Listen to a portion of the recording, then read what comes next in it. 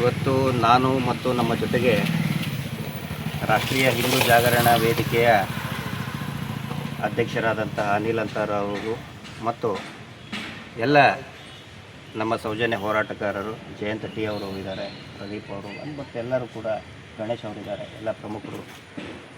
ಉದ್ದೇಶ ಏನಂತ ಹೇಳಿದರೆ, ಏನು ಚೆನ್ನಯ್ಯ ಅವರು ಮಾನ್ಯ ಹೈಕೋರ್ಟಿಗೆ ಒಂದು ಹೇಳಿಕೆಯನ್ನು ಕೊಟ್ಟಿದ್ದಾರೆ, ಅರ್ಜಿಯನ್ನು ಸಲ್ಲಿಸಿದ್ದಾರೆ. ಆ ಅರ್ಜಿಯಲ್ಲಿ ನ್ಯಾಯಾಲಯಕ್ಕೆ ಹೋಗೋದಕ್ಕೆ ಅವರು ಸ್ವತಂತ್ರರು, ಆದರೆ ಆ ಅರ್ಜಿಯಲ್ಲಿ ಕಪೋಲಕಲ್ಪಿತವಾದಂತಹ ಹೇಳಿಕೆಯನ್ನು ಕೊಟ್ಟಿರೋದು ಮಾಧ್ಯಮದಿಂದ ನಮ್ಗೆ ಗೊತ್ತಾಗಿದೆ, ಮಾಧ್ಯಮಗಳ ಮುಖಾಲಕ ನಮ್ಗೆ ಗೊತ್ತಾಗಿದೆ. ಅದನ್ನು ನೋಡಿದರೆ ನಮಗನ್ಸುತ್ತೆ ಈ ತನಿಖೆಯನ್ನು ನಿಲ್ಲಿಸೋದು, ಆನಂತರ ಜನರ ಗಮನವನ್ನು ಈ ಅತ್ಯಂತ ಗಂಭೀರ ಪ್ರಕರಣ ಇದೆ, ಇಡೀ ದೇಶಾದ್ಯಂತ ಮತ್ತು ಇಡೀ ಜಗತ್ತಿನಾದ್ಯಂತ ಗಂಭೀರ ಪ್ರಕರಣ ಇರುವಂಥ ಧರ್ಮಸ್ಥಳ ಪ್ರಕರಣಗಳು, ತನಿಖೆಯ ದಿಕ್ಕನ್ನು ಬೇರೆ ಕಡೆ ತೆಗೆದುಕೊಂಡು ಹೋಗೋದಕ್ಕೆ ಈ ಒಂದು ಕುತಂತ್ರವನ್ನು, ಈ ಒಂದು ಷಡ್ಯಂತ್ರವನ್ನು ಶ್ರೀಯುತ ಚಿನ್ನಯ್ಯ ಅವರ ಮುಖಾಂತರ ಮಾಡಿಸಿದ್ದಾರೆ ಅಂತ ನಮಗೆ ಅನ್ನಿಸ್ತಾ ಇದೆ. ಯಾಕಂತ ಹೇಳಿದ್ರೆ ಆ ಅರ್ಜಿಯಲ್ಲಿ ತಾವು ಕೂಡ ನೋಡಿರಬಹುದು, ಅದರಲ್ಲಿ ಕ್ಲಿಯರಾಗಿ ಮೆನ್ಷನ್ ಮಾಡಿದ್ದಾರೆ ಏನಂತ, ತನಿಖೆ ವಿಳಂಬ ಆಗ್ತಾ ಇದೆ, ಅದನ್ನು ಬೇಗ ಮುಗಿಸ್ಬೇಕು. ಚಿನ್ನಯ್ಯ ಅವರು ಏನಂತ ಹೇಳಿದರೆ ಈ ಪ್ರಕರಣದ ಒಂದು ಭಾಗ, ಅವರು ಆರೋಪಿನೋ ಏನೋ, ಒಬ್ಬ ಆರೋಪಿತ ಸ್ಥಾನದಲ್ಲಿ ಇದ್ಕೊಂಡು ತನಿಖೆ ನಿಲ್ಲಿಸಿ ಅಂತ ಹೇಳೋದಕ್ಕೆ ಎಲ್ಲಿ ಪವರ್ ಇದೆ? ಆನಂತರ ಇದೆಲ್ಲ ಯಾಕೆ ನಡೀತಾ ಇದೆ ಅಂತ ಹೇಳಿದರೆ, ತಮಗೂ ಕೂಡ ಮಾಧ್ಯಮದ ಮಿತ್ರರಿಗೂ ಕೂಡ ಗೊತ್ತಿರುವಂತೆ ಈಗ ಒಂದು 2-3 ವಾರದ ಹಿಂದೆ ಬಂಗ್ಲೆಗುಡ್ಡೆಗೆ ಬೆಂಗಳೂರಿನಿಂದ FSL ತಂಡ ಬಂತು. ಆನಂತರ SITಯ ಹಿರಿಯ ಅಧಿಕಾರಿಗಳು ಕೂಡ ಹೋಗಿದ್ರು. ಎಲ್ಲಿ ಈ ತನಿಖೆ ಮುಂದುವರೆದ್ರೆ ನೀರು ಪೂರ್ತಿಯಾಗಿ ಹರಿದು ಬಿಡ್ತದೋ ಅಂತ ಹೇಳ್ಕೊಂಡು ತನಿಖೆ ನಿಲ್ಲಿಸಬೇಕು ಅಂತ. ಸರ್, ನಾವು ಕೇಳ್ತಾ ಇರೋದು, ತನಿಖೆ ಯಾಕೆ ನಿಲ್ಲಿಸಬೇಕು, ಯಾಕೆ ಮುಗಿಸ್ಬೇಕು? ತನಿಖೆ ಕಂಪ್ಲೀಟ್ ಆಗಲಿ, ನಾವು ಬಯಸ್ತಾ ಇರೋದು ತನಿಖೆ ಕಂಪ್ಲೀಟ್ ಆಗಬೇಕು ಅಂಥೇಳಿ. ಹೀಗಾಗಿ ನಾವು ಕೆಲವೊಂದಿಷ್ಟು ಬೇಡಿಕೆಗಳನ್ನು ಇಟ್ಕೊಂಡು ದೂರನ್ನು ಕೊಟ್ಟಿದ್ದೀವಿ. ಆ ದೂರಿನ ಸಾರಾಂಶ ಏನು ಅಂತ ಹೇಳಿದರೆ, ಮೊದಲನೇದಾಗಿ ಚಿನ್ನಯ್ಯ ಅವ್ರ ಬಗ್ಗೆ ನಮಗೆ ಯಾವುದೇ ಆಕ್ರೋಶ ಆಗಲಿ, ಕೋಪ ಆಗಲಿ, ದ್ವೇಷ ಆಗಲಿ ಇಲ್ಲ. ಅವ್ರ ಬಗ್ಗೆ ಅನುಕಂಪ ಇದೆ. ಅವರಿಗೆ ಒಂದು ಪೊಲೀಸ್ ರಕ್ಷಣೆಯನ್ನು ಕೊಡಿ, ಅವರ ಪರಿವಾರದವ್ರಿಗೆ ಒಂದು ಪೊಲೀಸ್ ರಕ್ಷಣೆಯನ್ನು ಕೊಡಬೇಕು. ಆನಂತರ ಅವರು ಸಾಮಾಜಿಕ, ಅವರು ಏನು ಹೇಳಿಕೆ ಕೊಟ್ಟಿದ್ದಾರೆ, ಮಾನ್ಯ ಹೈಕೋರ್ಟಿಗೆ ಕೊಟ್ಟಂಥ ಹೇಳಿಕೆ, ಅವರೇನು ಕೋರ್ಟಿಗೆ ಹೋಗಿಲ್ಲ, ಅದು ಒಂದು ರಿಟ್ ಅರ್ಜಿ ಸಲ್ಲಿಸಿದ್ದಾರೆ. ಆ ರಿಟ್ ಅರ್ಜಿ ಸಲ್ಲಿಸಿದ ಅವರ ಪ್ರತಿಗಳೆಲ್ಲ, ಅವರ ಹೆಸರಿನಲ್ಲಿರೋ ಪ್ರತಿಗಳೆಲ್ಲ ಮಾಧ್ಯಮಗಳಿಗೆ ಪ್ರಸಾರ ಆಗ್ತಾಯಿದೆ, ಸಾಮಾಜಿಕ ಜಾಲತಾಣದಲ್ಲಿ ಪ್ರಸಾರ ಆಗ್ತಾಯಿದೆ. ಆದರೆ ಅವರು ಜಾಮೀನಿನ ಮೇಲೆ ಹೊರಗಡೆ ಬಂದಂಥವ್ರು, ಜಾಮೀನು ಷರತ್ತಿನಲ್ಲಿ ಬಹಳ ಸ್ಪಷ್ಟವಾಗಿದೆ, ಅವರು ಮಾಧ್ಯಮಗಳಿಗೆ ಹೇಳಿಕೆಗಳನ್ನು ಕೊಡಬಾರದು ಅಂಥೇಳಿ. ಹೀಗಾಗಿ ಅವರು ಈ ಏನು ಮಾನ್ಯ ನ್ಯಾಯಾಲಯದ ಜಾಮೀನಿನ ಷರತ್ತನ್ನು ಉಲ್ಲಂಘನೆ ಮಾಡಿದ್ದಾರೆ. ಹೀಗಾಗಿ ಅದ್ರ ಬಗ್ಗೆ SITಯ ಏನು ವಕೀಲರಿದ್ದಾರೆ, ಸರ್ಕಾರಿ ವಕೀಲರಿದ್ದಾರೆ, ಅದ್ರ ಬಗ್ಗೆ ಕ್ರಮ ಕೈಗೊಳ್ಳಬೇಕು. ಇದು ಮೊದಲನೇದ್ದು. ಆನಂತರ ಅತಿ ನಮಗೆ ಬೇಸರ ಆಗಿದ್ದು, ಆಘಾತ ಆಗಿದ್ದೇನಂತ ಹೇಳಿದರೆ, ನಾನು ಮತ್ತು ಮಹೇಶ್ ಶೆಟ್ಟಿ ತಿಮ್ಮರುಡಿಯವರು ನಮ್ಮ ನಾಯಕರು, ಆನಂತರ ರಮಾ ನಾಗರಾಜ್ ಅಂತೆ ಚಿತ್ರದುರ್ಗದಲ್ಲಿರೋರು, ಪ್ರಕಾಶ್ ರಾಜ್ ಅಂತೆ 200 ಕೋಟಿ ರೂಪಾಯಿ ವ್ಯವಹಾರ ಅಂತೆ, ಟ್ರಾನ್ಸಾಕ್ಷನ್ ಅಂತೆ. ಸರ್, ತಾವೇ ನೋಡಿದಿರಿ, ಮೊದಲು ಏನು ಹೇಳಿದರು, ಸ್ಟಾರ್ಟಿಂಗು SIT ತನಿಖೆ ಆದಾಗ ಫಾರಿನ್ ಫಂಡು ಅಂತ ಹೇಳಿದರು, ತಮಿಳ್ನಾಡು ಫಂಡು ಅಂತ ಹೇಳಿದರು, ದುಬೈ ಫಂಡು ಅಂತ ಹೇಳಿದರು. ಈಗ ಮುಗೀತದೆಲ್ಲ. ಈಗ ವಾಪಸ್ ಎಲ್ಲಿ ಬಂದರು? ಕೇರಳ ಫಂಡ್ ಅಂತೆ, ಚಿತ್ರದುರ್ಗದ ಫಂಡ್ ಅಂತೆ, ಪ್ರಕಾಶ್ ರಾಜ್ ಅಂತೆ. ಯಾವುದು ನಿಜ ಇದರಲ್ಲಿ?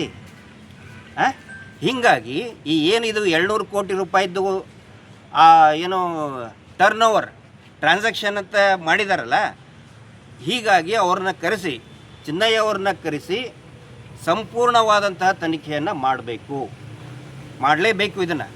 ಯಾಕಂತ ಹೇಳಿದರೆ ನೋಡಿ, ಫಸ್ಟ್ ಆಫ್ ಆಲ್ 200 crores ಅಂತ ಹೇಳಿದರೆ ಕಪೋಲ ಕಲ್ಪಿತ, ಯಾರಿಗಾದರೂ ಅನಿಸುತ್ತೆ ಇದರಲ್ಲಿ ಏನು ಸತ್ಯಾಂಶ ಇಲ್ಲ ಅಂತೇಳಿ. ಬಟ್ ಆದರೂ ಕೂಡ ಸುಮ್ಮನೆ 200 ಕೋಟಿ. ಒಬ್ಬ ಜಡ್ಜ್ ಅವರ ಅತ್ಯಂತ ಪ್ರಾಮಾಣಿಕತೆ ಹೊಂದಿದಂತಹ ಜಡ್ಜ್ ಅವರ ಮಗಳವರು, ಚಿತ್ರದುರ್ಗದ್ದು ಮತ್ತು ಮಹಿಳಾ ಕೌನ್ಸಿಲಿಂಗ್ ಮಾಡಿದವರು, ಕಳೆದ 30-40 ವರ್ಷದಿಂದ ಹೋರಾಟ ಮಾಡಿದಂಥವ್ರು. ಈ SIT ತನಿಖೆ ಆದ ನಂತರ ಅವರೇನು ಉದ್ಭವ ಆಗಿಲ್ಲ, 30 ವರ್ಷದಿಂದ ಹೋರಾಟ ಮಾಡ್ತಾ ಇದ್ದಾರೆ. ಅವ್ರ ಮೇಲೆ 200 ಕೋಟಿ ರೂಪಾಯಿ. ಏನು ಇದಕ್ಕೆ ಅರ್ಥ ಇದೆಯಾ? ಹೀಗಾಗಿ ಸವಿವರವಾದಂಥ ತನಿಖೆ ಮಾಡಬೇಕು.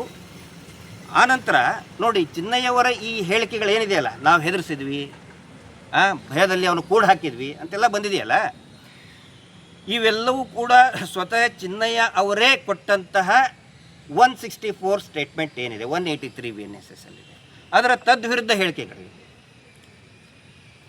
ಅದರ ತದ್ವಿರುದ್ಧ ಹೇಳಿಕೆಯನ್ನು ಅವರೇ ವಿರುದ್ಧವಾಗಿ ಕೊಟ್ಟಿದ್ದಾರೆ.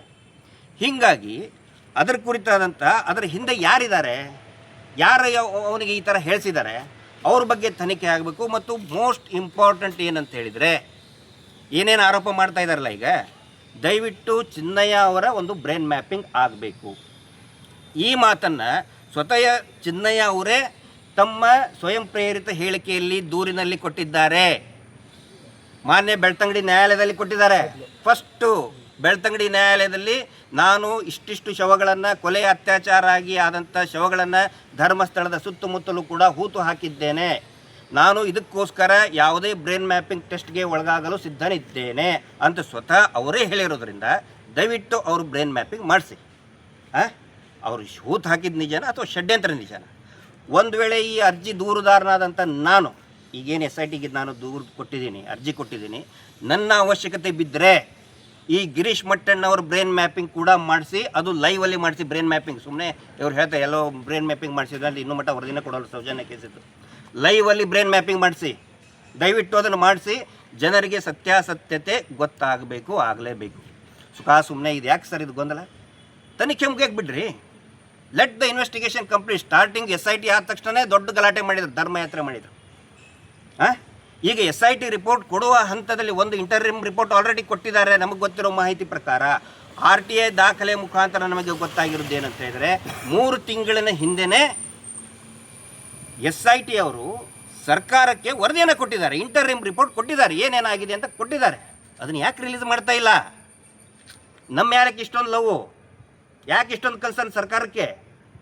ನಾವೇನೋ ಷಡ್ಯಂತ್ರ ಮಾಡಿರ್ಬೋದಪ್ಪ, ಒಂದು ಕುಟುಂಬಕ್ಕೆ, ಒಬ್ಬ ದೇವಮಾನವರಿಗೆ ಏನಾದರೂ ನಾವು ಕಳಂಕ ತರಕ್ಕೆ ಮಾಡಿರ್ಬೋದು ಇವ್ರ ಪ್ರಕಾರ, ಇವ್ರ ಆರೋಪದ ಪ್ರಕಾರ. S, release it. 3 ತಿಂಗಳಿಂದ ಯಾಕೆ ಮುಚ್ಚಿಟ್ಕೊಂಡು ಕುಂತಿದ್ದೀರಿ? ಆ್ಯಕ್ಚುಲಿ ಚಿನ್ನಯ್ಯ ಅವರು ಈ ಏನು ಅರ್ಜಿ ಹಾಕಿದ್ದಾರೆ ನಮಗೆ ಒಳ್ಳೆಯದಾಯಿತು. ನಾವು ಭಾಳ ತಲೆ ಕೆಡಿಸ್ಕೊಂಡಿದ್ವಿ, ಯಾಕೆ ಇದನ್ನು ಮುಚ್ಚಿಟ್ಕೊಂಡಿದ್ದೀರಿ, 3 ತಿಂಗಳಾಯಿತು, ಯಾಕೆ ಮುಚ್ಚಿಟ್ಕೊಂಡಿದ್ದೀರಿ ಅಂತ ಕೇಳ್ತಿದ್ರು. ಬಟ್ ಈ ಒಂದು ಇದರಿಂದ ಮಾನ್ಯ ನ್ಯಾಯಾಲಯದ ಏನು ಒಂದು ನಿರ್ದೇಶನವನ್ನು ನಾವು ಸ್ವಾಗತಿಸ್ತೇವೆ. ಸೊ ಅದನ್ನು ಹೊರಗಡೆ ತರಬೇಕು. ಅದನ್ನು ವರದಿ ಬರ್ದೇನೆ, SIT ವರದಿ ನೋಡ್ದೇನೆ ಇಷ್ಟೆಲ್ಲ ಮಾಡ್ತಾಯಿದ್ದಾರೆ. ಯಾವುದೋ ಸ್ವಾಮೀಜಿಗಳಿಗೆ ನಾವು ಭೇಟಿಯಾಗಿದ್ವಿ ಅಂಥೇಳಿ. ನಾವು ಸ್ವಾಮೀಜಿಗಳಿಗೆ ಭೇಟಿಯಾಗಿದ್ದು ನಿಜ, ನಿರ್ಮಲಾನಂದ ಸ್ವಾಮೀಜಿಗಳಿಗೆ ಭೇಟಿಯಾಗಿದ್ವಿ ಸರ್ ನಾವು, ವಿತ್ ಫೋಟೋಸ್. ಯಾವ ಟೈಮು, ಯಾವ ಡೇಟಿಗೆ ಭೇಟಿಯಾಗಿದ್ವಿ ಅಂತೇಳಿ ಫೋಟೋದಲ್ಲೇ ಇದೆ. ಅಲ್ಲಿ ಬಂದೇ ಅವನು ಹೇಳಿಕೆ ಕೊಟ್ಟಿದ್ದು. ಸ್ವತಃ ಆದಿಚುಂಚನಗಿರಿ ನಿರ್ಮಲಾನಂದ ಸ್ವಾಮೀಜಿಗಳ ಕಡೆ ಬಂದು ಭೇಟಿಯಾಗ್ತೀನಿ ಅಂತ ಫಸ್ಟ್ ನನಗೆ ಭೇಟಿಯಾಗಿದ್ದೇ ಆ ಸ್ಥಳದಲ್ಲಿ. ಏನು ಷಡ್ಯಂತ್ರ ಮಾಡ್ತೀವ? ಸೊ ಇದ್ರ ಬಗ್ಗೆ ಸಂಪೂರ್ಣವಾಗಿ ವಿಸ್ತೃತವಾದಂತಹ ಒಂದು ತನಿಖೆ ಆಗಬೇಕು ಅಂಥೇಳಿ ನಾನು SIT ಅವರಿಗೆ ಕೊಟ್ಟಿದ್ದೀನಿ.